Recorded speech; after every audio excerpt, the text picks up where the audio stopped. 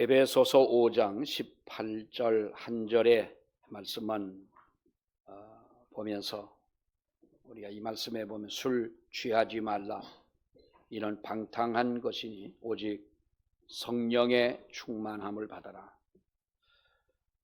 술 취하지 말라, 이는 방탕한 것이니 오직 성령의 충만을 받으라 하는 이 말씀입니다. 그래서 성령으로 충만하라 하는 이 말씀인데, 오늘 이 제목을 삼고 하나님의 은혜가 우리 모두에게 임하기를 축원합니다. 우리가 연초에 달력을 받아서 이렇게 한 달 한 달 거기에 쓰여진 모든 날짜별로 기념하는 많은 일들이 있습니다만은, 우리 더구나 우리 기독교인들이 교회에서 받는 우리 신앙의 그 달력을 보게 되면 거기도 참 많은 우리가 기념할 날들이 많다라고 볼 수가 있겠습니다.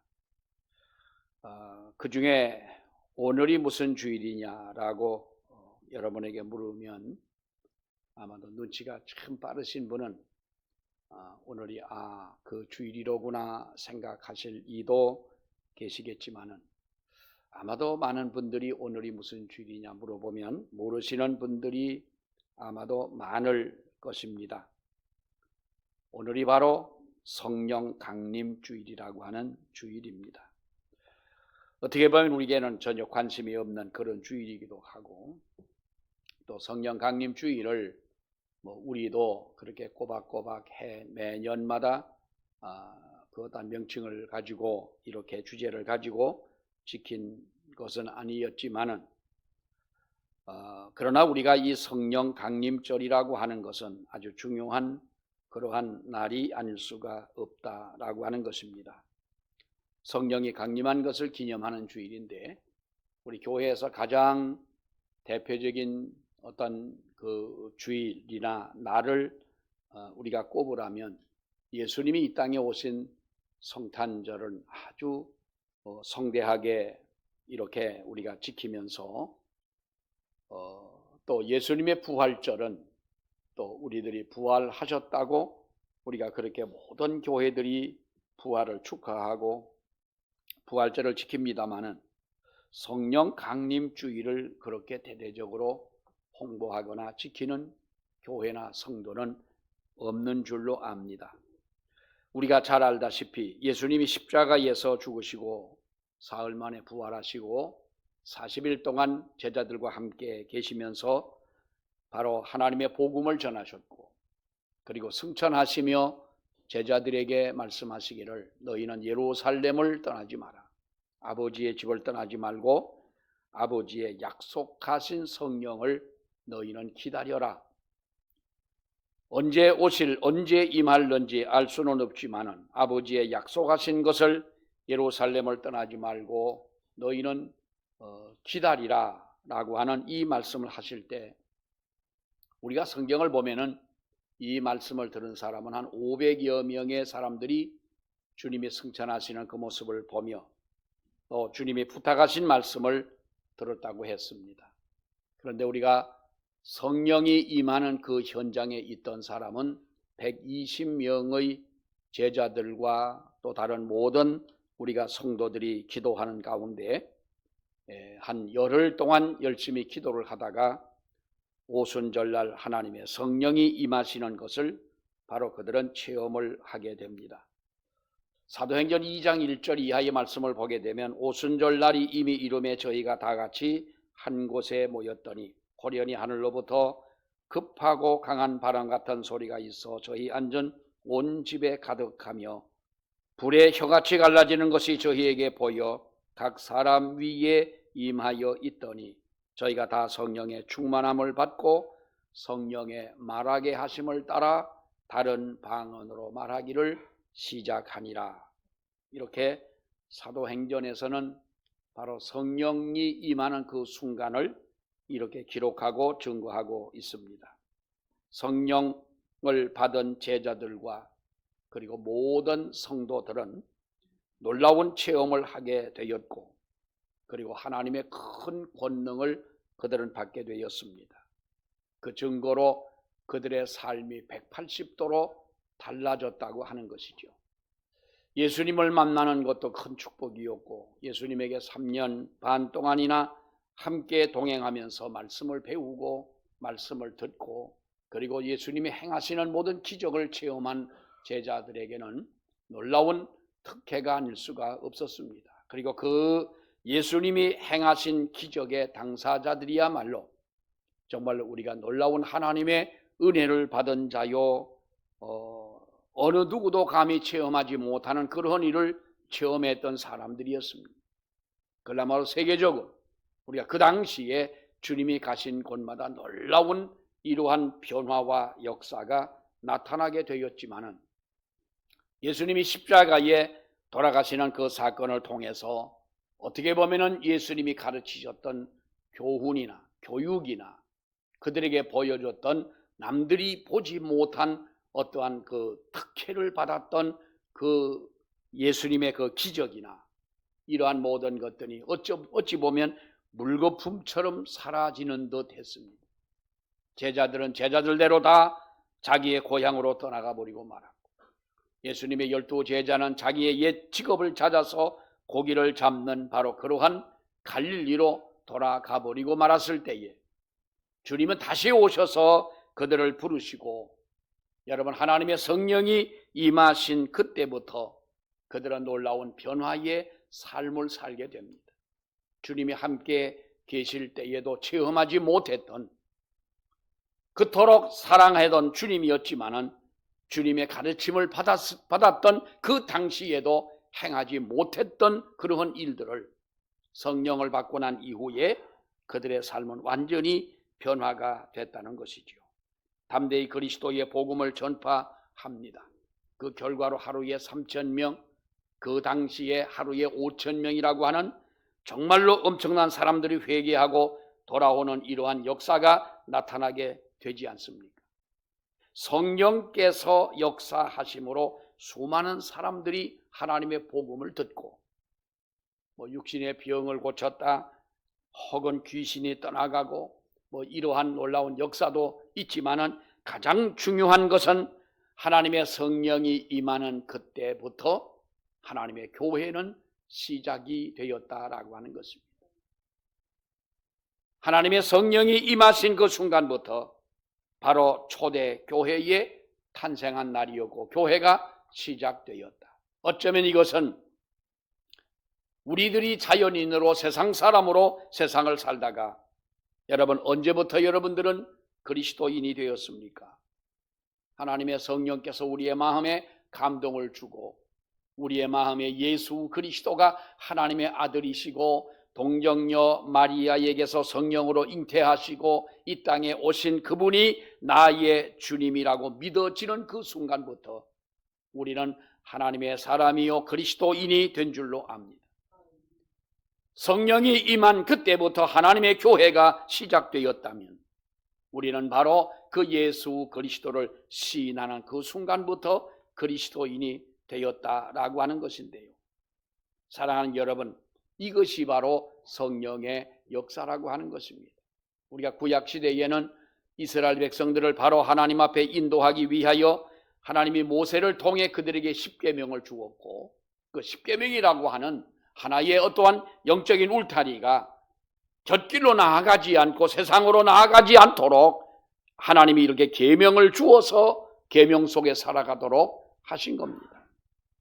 그러나 신약 시대에 와서는 하나님이 어떻게 하십니까? 유대민족뿐만 아니라 세상의 모든 사람들을 구원하기 위하여 하나님은 교회를 세우셨는데 바로 그 교회의 시작은 하나님의 성령의 역사를 체험하고 성령의 은사와 능력과 권능을 하나님이 주신 그때부터 하나님의 교회가 시작되었고 이 교회를 통하여 구약의 율법을 십계명을 주셨듯이 하나님은 모든 사람을 구원하도록 교회를 주셨다는 겁니다. 우리는 하나님 앞에 이렇게 각자에게 여러분 우리는 질문을 해봐야 할 줄 압니다. 나는 과연 예수 그리스도를 구주로 영접을 했느냐라고 하는 것입니다. 여러분은 과연 예수 그리스도를 구주로 영접을 하셨느냐? 제가 옛날에 다른 교회에서 있을 때 성경 공부를 하면서 그때 그 성경 공부하는 이 교재 첫 번째가 하나님은 누구십니까? 라고 하는 것입니다. 그 교재의 내용대로 이제 하나님은 누구십니까? 라는 이러한 주제를 가지고 이제 강의를 하고 했더니 어떤 분이 강의를 중간쯤 갔을 때 첫 번째 시간이 손을 들고 질문을 합니다. 목사님, 질문이 있습니다. 질문을 하세요. 아니, 우리가 예수를 믿은 지가 몇 년이고 여기 보면은 장로님도 계시고 권사도 있고 집사님도 있고 하나님 처음 오늘 교회 처음 나온 사람은 한 사람도 없는데 목사님 강의하시면서 하나님은 누구냐라고 하는 그걸 우리가 지금 대학생이 그 초등학교 1학년이 배워야 할 그거를 지금 배워야 하겠습니까? 갑자기 그 질문을 지금 같으면 뭐 이렇게 저렇게 넘어갈 수도 있겠지만 나이가 들어서 그때는 나도 그야말로 아주 갓 목사가 된 사람이 그런 질문을 하면 당황할 수밖에 없잖아요. 연세도 있으신 분인데 저렇게 질문을 하실까? 그래서 제가 이제 뭐 아무튼 설명을 하고 이제 넘어갔습니다. 과연 우리는 기초적인 것이라고 해서 내가 그것을 이미 우리는 통과한 사람이고 이미 우리는 그것을 다 답습한 사람이고 이미 우리는 다 알고 있는 사람이고 우리는 그 일에 대해서 이론적으로나 실체적으로 체험적으로 우리는 능수능란한 사람이라고 말하지 말고 과연 나는 정말로 예수님을 구주로 영접을 했느냐? 지난주에도 말씀을 드렸지 않습니까? 우리가 아무리 내가 유명한 사람, 유명한 대학을 나오고 목사고 선교사고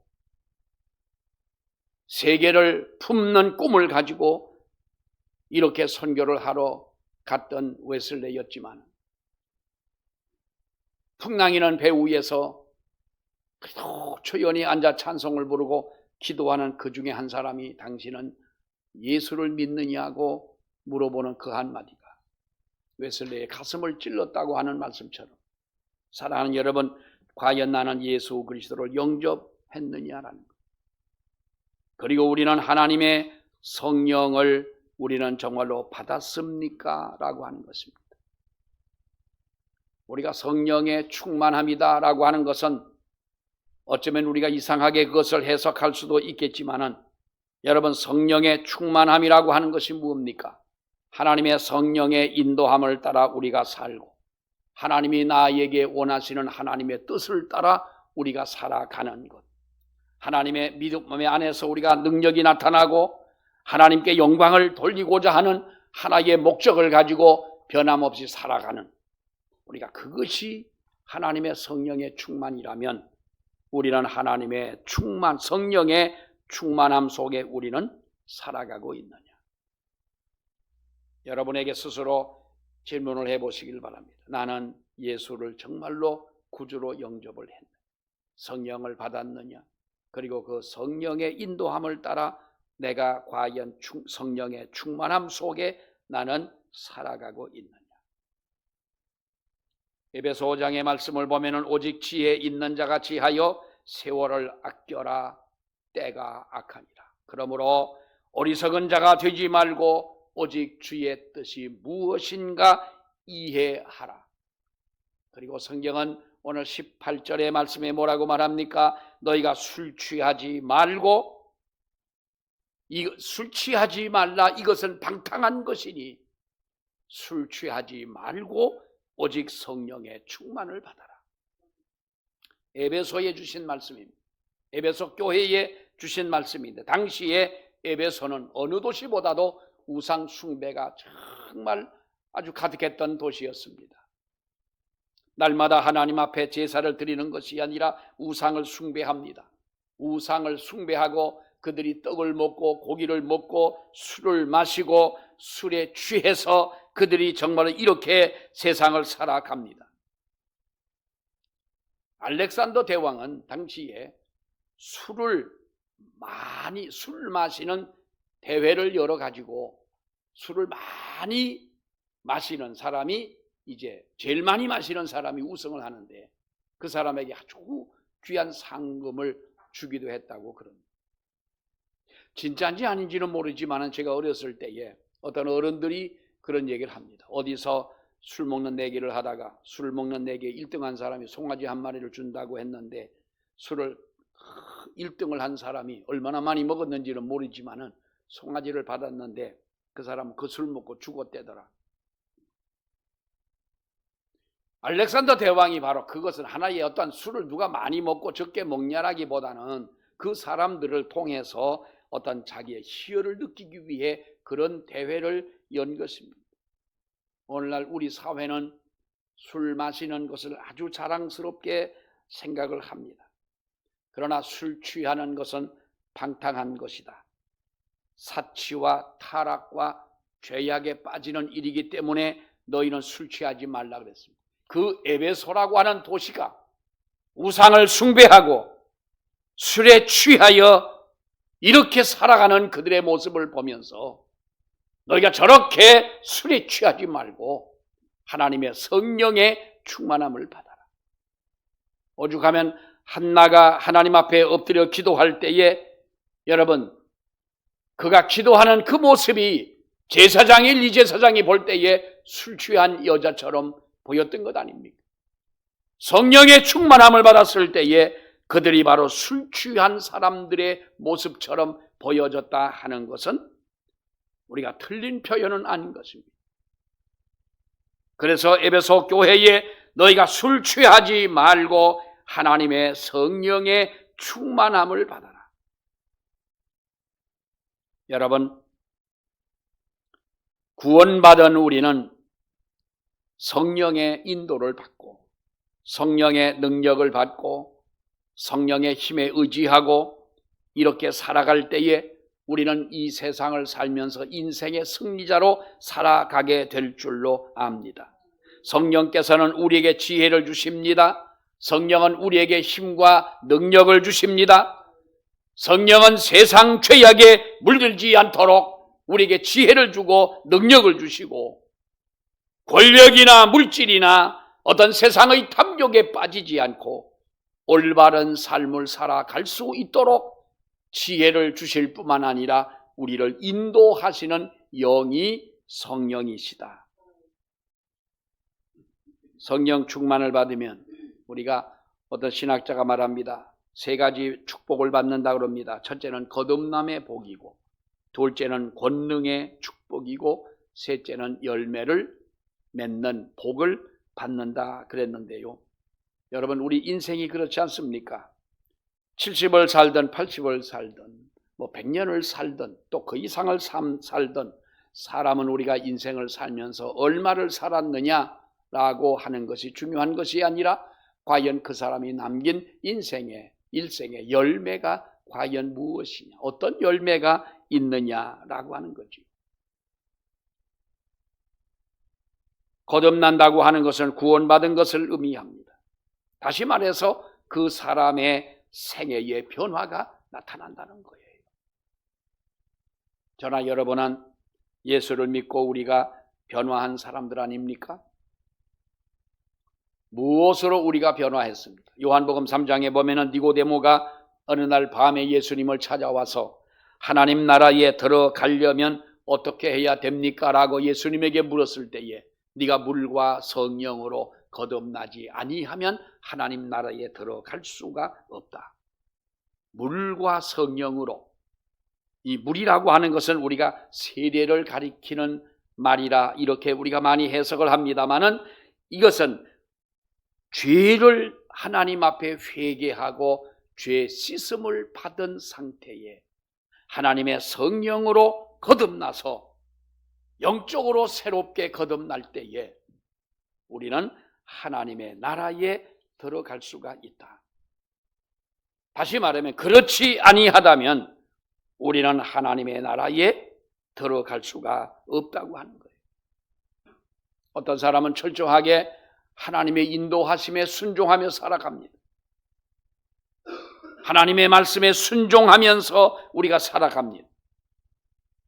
하나님이 원하지 않는 것은 우리들이 행치 않고 하나님 앞에 구별된 삶을 살면서 이렇게 사는 사람이 있는가 하면, 똑같은 신앙을 가지고 산다고 하지만은 여러분, 그렇지 않은 사람들은 왜 이런 차이가 날까요? 하나님의 성령의 지도를 받고 성령의 인도를 받고 우리가 살아가는 사람과 그렇지 않은 사람은 다르다는 거예요. 너희가 하나님 나라에 들어간다라고 하는 이 말은, 여러분, 물론 하나님 이후에 우리가, 사람은 누구나가 다 죽잖아요. 그런데 죽고 싶은 사람은 아무도 없잖아요. 여러분들은 몇 년 사시고 싶으세요? 103세 되는 어머니를 찾아와서, 며느리인지 딸인지는 제가 정확하게 잘 모르겠습니다만 어제 본 TV인데요. 잠깐 봤는데 어떤 103세 된 할머니가 계신데 찾아와 가지고 어버이날이라고 찾아와서 어머니 앞으로 5년만 건강하게 사세요 그러는 거예요. 더해보면 108세를 사는데 108세면 뭐 적은 나이는 아니지만은, 아니 앞으로 5년만 더 사시라고 하면, 그 할머니가 103세가 되니까 연세도 많아서 어떻게 판단할지 모르겠지만은, 우리 보고 누가 당신 5년만 건강하게 잘 살라고 그러면 그 사람 집까지 쫓아가 가지고 어떻게 해보고 싶은 마음이 없지 않겠어요? 5년이 아니 50년이라도 그럴 텐데. 사랑하는 여러분, 누구나가 우리는 언젠가 하나님이 우리 영을 부르시면 우리가 하나님 나라에 들어갈 수밖에 없는, 아무리 내가 바쁘게 살고 아무리 내가 많은 일을 한다고 하더라도 하나님이 나의 영혼을 부르신다면 언젠가 모든 것을 다 놓고 하나님의 말씀을 따라가야 하는, 이것이 우리 모든 사람이 가는 그 길 아니겠습니까?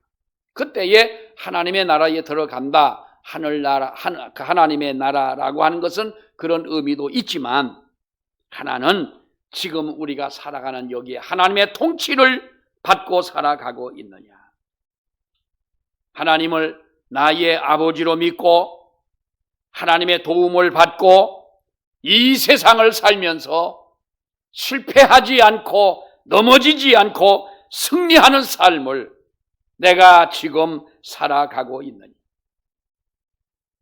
하나님이 함께하는 사람은, 여러분, 이 땅에 살면서도 하나님의 백성으로서 하나님의 통치를 받고 하나님의 나라를 체험하며 살아가는 사람이, 꼭 죽어서만 하나님 나라에 들어간다, 이것은 여러분 우리가 바른 신앙은 아니라고 생각합니다. 성령은 지금도 우리 가운데 역사하고 계심을 여러분 믿으시기 바랍니다. 성령은 지금도 우리 가운데 계시고, 뭐라고 성경이 말씀합니까? 우리의 생각, 우리의 모든 깊은 곳까지 감찰하시고 아시는 바로 주님이시라는 거예요. 그래서 성령을 체험하면, 성령을 받게 되고 성령으로 우리가 거듭날 때에 우리에게는 놀라운 변화가 있는데요, 그런 사람은 가장 먼저 변화하는 것이 언어의 변화인 것입니다. 언어가 달라지고, 그리고 생활의 태도가 달라지는 거예요. 며칠은 우리가 그렇게 할 수가 있을 거예요. 며칠은 예쁜 언어를 사용하고. 언어라고 하는 것은 여러분 그 사람에 대한 인격이고 그 사람의 품격이 아니겠습니까? 언어가 달라지고 생활이 달라진다. 삶의 변화로 인하여 우리가 하나님 앞에 은혜를 받고 복을 받고 하나님께 인정받고, 그리고 내가 변화하면 사람들에게까지도 우리는 인정을 받는, 그리고 칭찬과 존경을 받는 이런 사람으로 달라지게 되는 것이고, 하나님의 성령으로 거듭난 사람은 우리가 하나님 앞에 예배하는 우리의 모습까지도 여러분 달라진다는 거예요. 제가 예배 시간에 왜 조느냐고 조는 분들에 대해서 참 많은 말을 한 것 같아요. 설교하면서 그런 말은 하지도 말아야 되고 할 필요도 없고 그런데 왜 그런 말을 많이 사용했습니다마는 사랑하는 여러분, 이것이 우리가 정말로 성령 받고 거듭났다면 내가 예배 시간에 예배하는 이 모습이 하나님이 기뻐하실 것이냐 한번 생각해 보라는 거예요. 어쩌다가 우리는 한 번쯤은 그럴 때도 있어요. 근데 저는 아직까지 예배 드리다가 졸아본 적이 없어요. 설교하다가 졸아본 적도 없고요. 참 감사해요. 근데 저 밑에 가서 예배에 참석해서 나는 이제까지 그 강의를 들으면서 교수들의 강의를 들으면 90분 강의하잖아요. 대학이나 대학원에서 90분씩 강의를 하는데 재밌는 과목 같으면 그렇지만 조직신학 같은 과목은 아무리 들어봐도 처음부터 끝까지 그 소리가 그 소리 같은데 그 소리를 들으면서도 한 번도 나는 졸아본 적이 없는 게 난 참 감사한 것 같아요. 군인들이 교회를 가면 옛날에 주일날 연병장으로 모여라 그래가지고 왜 어디를 가는지도 모르게 교회 다니는 아이들은 알지만은 연병장으로 다 나가면 무조건 차에 타라는 거예요. 빨리 타 그러면 빨리 타야 되잖아요.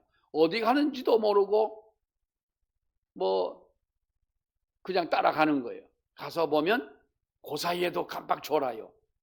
눈을 떠보면 교회 마당에 와 있어요. 그리고 군인들이 80%는 다 자요. 80%, 90%는 다 자고 예배 드리는 분은 혼자 목사님 혼자 다 하는 거예요. 나는 그때도 안 졸았어요.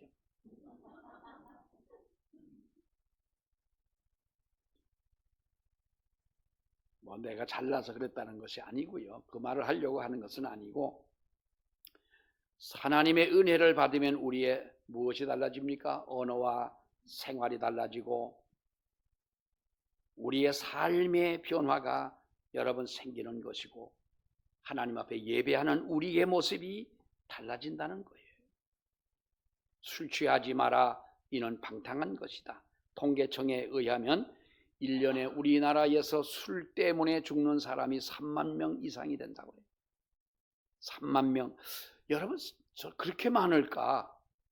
고민 그 말을 의심도 해봤지만은 술을 먹고 자살하는 사람, 술에 취해서 난간에 떨어져 죽는 사람, 술 먹고 운전하다가 사고로 다른 사람도 물론 죽게 하지만은 본인도 죽는 사람, 또 술병으로 인해서 죽는 사람.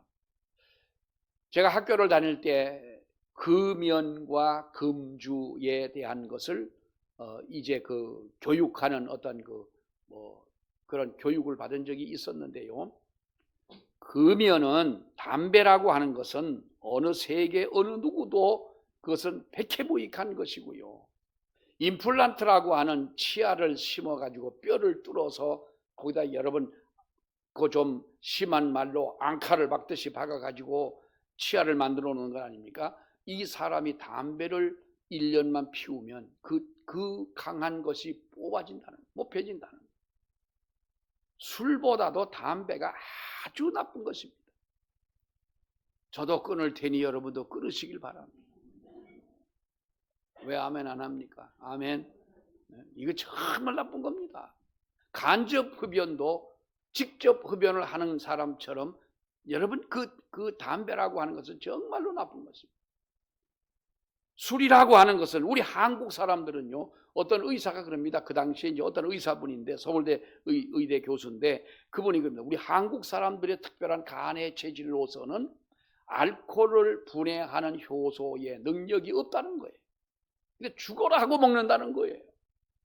언제 한번 조선일보에 한국 사람이 먹은 술을 가지고 이야기를 하는데요. 뭐 이 국제규격의 수영장에 뭐 이게 몇백 개라나?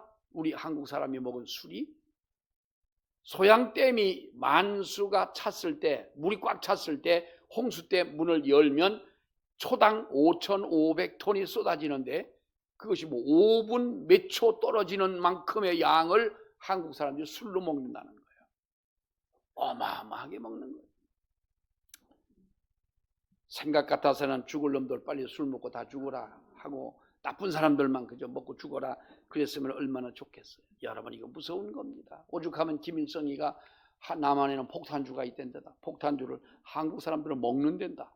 겁이 나가지고 남한 침투를 못했다 그랬대요. 믿거나 말거나 하지만은 어쨌든 여러분, 우리가 이와 같이 세상을 살면서 우리에게 무익한 것을 쫓아 사는 사람들이 얼마나 많고 얼마나 많은 시간을 우리가 여기에 빼앗기고 있습니까?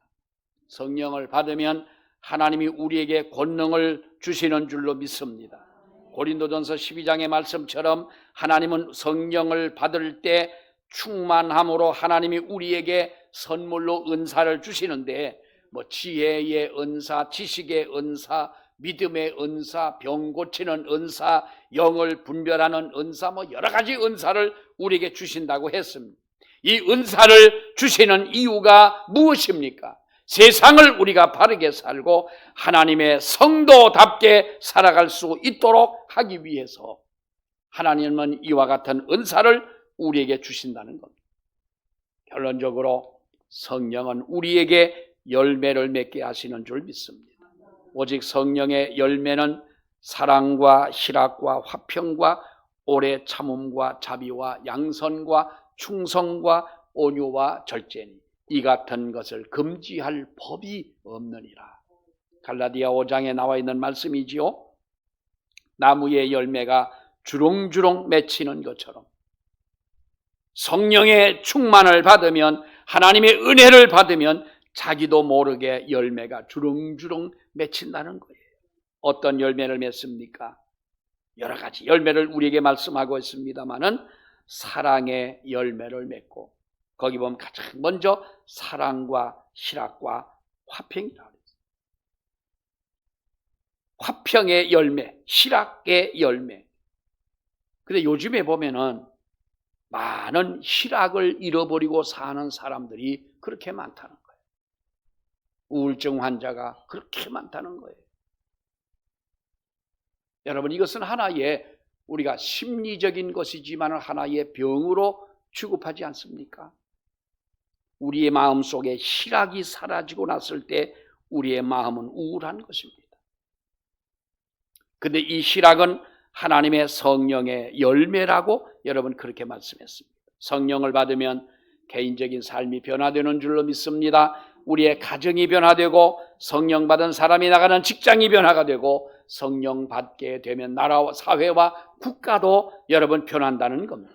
너무 거창할지 모르지만은 여러분 보십시오. 독일의 말틴 루터 한 사람을 통하여 여러분 그가 성령을 받고 말씀의 은혜를 받은 후에 중세 시대의 역사를 바꿔놓은 사람이 말틴 루터가 아니겠습니까? 17세기 말에 영국은 심각한 위기에 직면을 합니다. 산업혁명을 겪은 후에 극도로 사회가 혼란해지고 정신적으로 패폐해지고 향락주의가 팽배하고 감옥마다 사람들로 가득가득 찼습니다. 이제 더 감옥을 더 지어야 되겠다고 할 때에 존 웨슬레 형제가 하나님의 은혜를 받고 변화를 한 후에 여러분 그 한 사람을 통하여 교회가 변화가 되고 사회가 변화가 되고 영국 사회가 여러분 달라진 것 아닙니까? 1865년도에 미국도 그랬습니다. 남북 전쟁 여파로 사회가 극도로 혼란에 빠져 있을 때 무디라고 하는 한 사람이 성령을 받고 하나님의 복음을 전하는 이 성령의 운동이 일어났을 때 미국의 사회가 달라진 거예요. 나 한 사람이 할 수 있는 것이 무엇이겠냐? 세상을 보면은 어두운 일들이 많지만 나 한 사람이 하나님의 성령을 받고 성령에 순종하고 성령의 이끌림을 따라 우리가 살아갈 때에 우리의 가정, 내 교회, 우리가 만나는 모든 사람들, 그리고 이 땅 위에 이 나라까지도 소망이 있게 되는 줄 압니다. 오늘은 우리 주님이 승천하신 이후에 하나님이 이 땅에 성령을 내리신 성령 강림 주일입니다. 주님이 이 땅에 오심도 그리고 부활하심도 우리에게는 영광스러운 일이지만 이 성령을 힘입고 이제는 우리가 하나님 앞에 승리하는 저와 여러분들이 되시기를 주의 이름으로 축원합니다. 기도하겠습니다. 하나님 은혜를 감사합니다.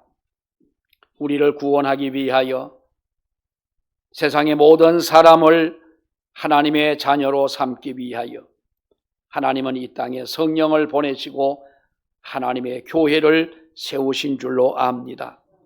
아버지, 우리가 성령을 소멸하지 아니하고 하나님의 주신 귀한 영을 받아 우리의 삶이 변화되며 하나님의 거룩하신 뜻을 따라 살며 하나님의 인도하심을 따라 순종하는 우리 모두가 되게 하여 주셔서 우리가 변화하고 우리의 가정이 변화하고 또 내 교회가 변화하고 하나님의 이 나라 이 민족이 변화하는 놀라운 역사가 있게 하여 주시옵소서. 예수님의 이름으로 기도하옵나이다. 아멘.